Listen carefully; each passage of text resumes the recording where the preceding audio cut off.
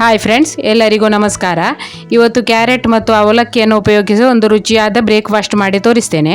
10 ನಿಮಿಷದಲ್ಲಿ ಈ ಬ್ರೇಕ್ಫಾಸ್ಟ್ ಅನ್ನು ನೀವು ಮಾಡ್ಕೊಳ್ಬಹುದು. ತುಂಬಾ ಆರೋಗ್ಯಕರವಾದ ಒಂದು ಬ್ರೇಕ್ಫಾಸ್ಟ್ ನೋಡಿ. ಈಗ ಇಲ್ಲಿ 1 ಕಪ್ ಆಗುವಷ್ಟು ಪೇಪರ್ ಅವಲಕ್ಕಿಯನ್ನು ತಗೊಂಡಿದ್ದೇನೆ. ಅದನ್ನು ಒಂದು ಪಾತ್ರೆಯಲ್ಲಿ ಹಾಕಿ ಚೆನ್ನಾಗಿ ತೊಳೆದು ತಗೊಳ್ಬೇಕು. ಅದರಲ್ಲಿ ಇದ್ದ ಧೂಳೆಲ್ಲ ತೆಗಿಬೇಕು ನೋಡಿ.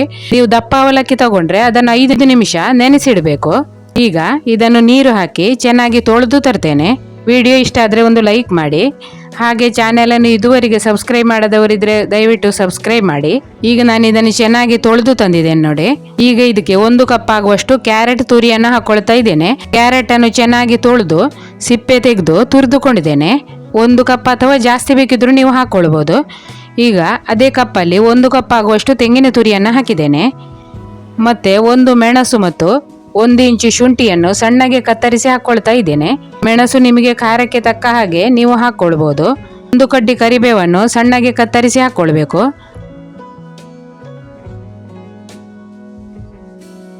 ಮತ್ತೆ 2 ಚಮಚ ಆಗುವಷ್ಟು ಬೆಲ್ಲದ ಪುಡಿಯನ್ನು ಹಾಕೊಳ್ತಾ ಇದ್ದೇನೆ. ಇದು ಆರ್ಗಾನಿಕ್ ಬೆಲ್ಲ, ಹಾಗಾಗಿ ಸ್ವಲ್ಪ ಬ್ರೌನ್ ಕಲರ್ ಉಂಟು ನೋಡಿ. ಬೆಲ್ಲ ನಿಮಗೆ ಬೇಡ ಅಂದರೆ ಸ್ಕಿಪ್ ಮಾಡ್ಬೋದು. ಬೆಲ್ಲ ಹಾಕೋದ್ರಿಂದ ಇದರ ರುಚಿ ಚೆನ್ನಾಗಿರ್ತದೆ ನೋಡಿ. ಮತ್ತು ಮಕ್ಕಳಿಗೂ ತುಂಬ ಇಷ್ಟ ಆಗ್ತದೆ ನೋಡಿ. ರುಚಿಗೆ ತಕ್ಕಷ್ಟು ಉಪ್ಪನ್ನು ಹಾಕ್ಕೊಳ್ಬೇಕು. ಈಗ ಇದಕ್ಕೆ 4 ಚಮಚ ಆಗುವಷ್ಟು ಉಪ್ಪಿಟ್ಟು ರವನ್ನು ಹಾಕ್ಕೊಳ್ಬೇಕು. ಈಗ ಇದಕ್ಕೆ ನೀರು ಹಾಕಿ ಚೆನ್ನಾಗಿ ಕಲಸಿಕೊಳ್ಬೇಕು ನೋಡಿ. ಈ ಥರ ಮೆತ್ತಗೆ ಕಲಸಿಕೊಂಡಿದ್ದೇನೆ. ಈಗ 2 ಕಪ್ ಆಗುವಷ್ಟು ಅಕ್ಕಿ ಹಿಟ್ಟನ್ನು ಹಾಕ್ಕೊಳ್ಬೇಕು. ಅಳತೆಗೆ 1 ಕಪ್ಪನ್ನು ನೀವು ಯೂಸ್ ಮಾಡಿದರೆ ಸರಿಯಾಗಿ ಆಗ್ತದೆ. 4 ಜನರಿಗೆ ಆಗುವಷ್ಟು ನಾನು ರೊಟ್ಟಿ ಮಾಡ್ತಾ ಇದ್ದೇನೆ ನೋಡಿ. ನೀವು ಜಾಸ್ತಿ ಜನರಿಗೆ ಮಾಡೋದಿದ್ರೆ ಸ್ವಲ್ಪ ಜಾಸ್ತಿ ಕ್ವಾಂಟಿಟಿಯಲ್ಲಿ ಹಾಕ್ಕೊಳ್ಬೇಕು. ಈಗ ಇದನ್ನು ಚೆನ್ನಾಗಿ ಮಿಕ್ಸ್ ಮಾಡ್ತಾ ಇದ್ದೇನೆ. ತುಂಬಾನೇ ರುಚಿಯಾಗಿ ಆಗ್ತದೆ ನೋಡಿ. ಮತ್ತೆ ಬೇಗನೆ 10 ನಿಮಿಷದೊಳಗೆ ಬೆಳಗಿನ ತಿಂಡಿ ರೆಡಿ ಆಗ್ತದೆ. ಈಗ ಒಂದು 5 ನಿಮಿಷ ಹಾಗೆ ಬಿಡಬೇಕು. ಸ್ವಲ್ಪ ರವೆ ಹಾಕಿದ ಕಾರಣ ರವೆ ಸ್ವಲ್ಪ ನೆನಿಬೇಕು ನೋಡಿ. ಈಗ ನಾನಿಲ್ಲಿ ಒಂದು ಬಾಳೆ ಎಲೆಯನ್ನು ತಗೊಂಡಿದ್ದೇನೆ, ಅಥವಾ ನಿಮ್ಮ ಹತ್ರ ಬಟರ್ ಪೇಪರ್ ಇದ್ದರೆ ಅದು ತಗೊಂಡ್ರೂ ಆಗ್ತದೆ ನೋಡಿ. ಇದಕ್ಕೆ ಒಂದು ಸ್ವಲ್ಪ ಬೆಣ್ಣೆ, ತುಪ್ಪ ಅಥವಾ ಎಣ್ಣೆಯನ್ನು ಸವರಿಕೊಳ್ಬೇಕು. ಎಣ್ಣೆಯನ್ನು ಹಚ್ಚಿದ್ರೂ ಆಗ್ತದೆ ನೋಡಿ. ನಾನು ಪಕ್ಕದಲ್ಲಿ ಒಂದು ಸ್ವಲ್ಪ ನೀರು ಕೂಡ ಇಟ್ಟುಕೊಂಡಿದ್ದೇನೆ. ಈಗ ನಿಮಗೆ ರೊಟ್ಟಿ ಎಷ್ಟು ದಪ್ಪ ಬೇಕು ನೋಡಿ, ಅದಕ್ಕೆ ಸರಿಯಾಗಿ ನೀವು ಹಿಟ್ಟು ತಗೊಳ್ಬೇಕು ನೋಡಿ. ನಾನು ಇಲ್ಲಿ ತೆಳ್ಳಗೆ ರೊಟ್ಟಿ ಮಾಡ್ತಾ ಇದ್ದೇನೆ. ನೀರಿನಲ್ಲಿ ಕೈಯನ್ನು ಅದ್ದಿ ಈ ರೊಟ್ಟಿಯನ್ನು ತಟ್ಟಬೇಕು. ನೀವು ಡೈರೆಕ್ಟಾಗಿ ತವಾದ ಮೇಲೆ ತಟ್ಟಲಿಕ್ಕೂ ಆಗ್ತದೆ, ಆದರೆ ಕೈ ಬಿಸಿ ಆಗ್ತದೆ ನೋಡಿ. ಅದಕ್ಕಾಗಿ ನಾನು ಬಾಳೆ ಎಲೆ ಇಟ್ಟು ತಟ್ತಾ ಇದ್ದೇನೆ.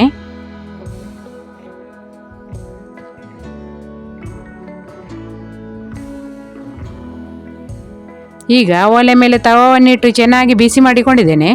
ಅದಕ್ಕೆ ಬೆಣ್ಣೆಯನ್ನು ಸವರ್ತಾ ಇದ್ದೇನೆ ನೋಡಿ. ಬೆಣ್ಣೆ, ತುಪ್ಪ, ಎಣ್ಣೆ ಯಾವುದು ಹಚ್ಚಿದ್ರೂ ಆಗ್ತದೆ. ಈಗ ಒಂದು ರೊಟ್ಟಿಯನ್ನು ತವಾದ ಮೇಲೆ ಇಟ್ಟು ಬೇಯಿಸಿಕೊಳ್ಬೇಕು. ಒಂದು ಸ್ವಲ್ಪ ಹೊತ್ತು ಬಿಟ್ಟು ಬಾಳೆ ಎಲೆಯನ್ನು ತೆಗಿಬೇಕು ನೋಡಿ. ಬಾಳೆ ಎಲೆಯನ್ನು ತೆಗೆದು ಮತ್ತೆ ಒಂದು ಸ್ವಲ್ಪ ಬೆಣ್ಣೆ, ತುಪ್ಪ ಅಥವಾ ಎಣ್ಣೆಯನ್ನು ಹಚ್ಚಿಕೊಳ್ಬೇಕು. ಮತ್ತು 2 ಬದಿ ಚೆನ್ನಾಗಿ ಕಾಯಿಸಿ ತೆಗಿಬೇಕು ನೋಡಿ. ತುಂಬಾ ರುಚಿಯಾಗಿ ಆಗ್ತದೆ. ಅವಲಕ್ಕಿ ಹಾಕಿದ ಕಾರಣ ಈ ರೊಟ್ಟಿ ತುಂಬಾ ಮೆತ್ತಗಾಗಿ ಆಗ್ತದೆ ನೋಡಿ. ಗ್ಯಾಸನ್ನು ಮೀಡಿಯಂ ಹೈ ಫ್ಲೇಮಲ್ಲಿಟ್ಟು ರೊಟ್ಟಿಯನ್ನು ಬೇಯಿಸಬೇಕು. ಸಣ್ಣ ಉರಿಯಲ್ಲಿ ಬೇಯಿಸಿದರೆ ರೊಟ್ಟಿ ಗಟ್ಟಿ ಆಗ್ತದೆ ನೋಡಿ. ಈಗ ರುಚಿಯಾದ ರೊಟ್ಟಿ ರೆಡಿಯಾಗಿದೆ.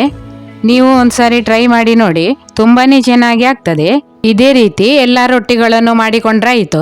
ರೊಟ್ಟಿ ರೆಡಿಯಾಗಿದೆ. ವಿಡಿಯೋ ಇಷ್ಟ ಆದರೆ ಒಂದು ಲೈಕ್ ಮಾಡಿ. ಹಾಗೆ ಚಾನೆಲನ್ನು ಸಬ್ಸ್ಕ್ರೈಬ್ ಮಾಡದೇ ಇರುವವರು ಸಬ್ಸ್ಕ್ರೈಬ್ ಮಾಡ್ಕೊಳ್ಳಿ. ವಿಡಿಯೋ ನೋಡುವ ಎಲ್ಲರಿಗೂ ಧನ್ಯವಾದಗಳು.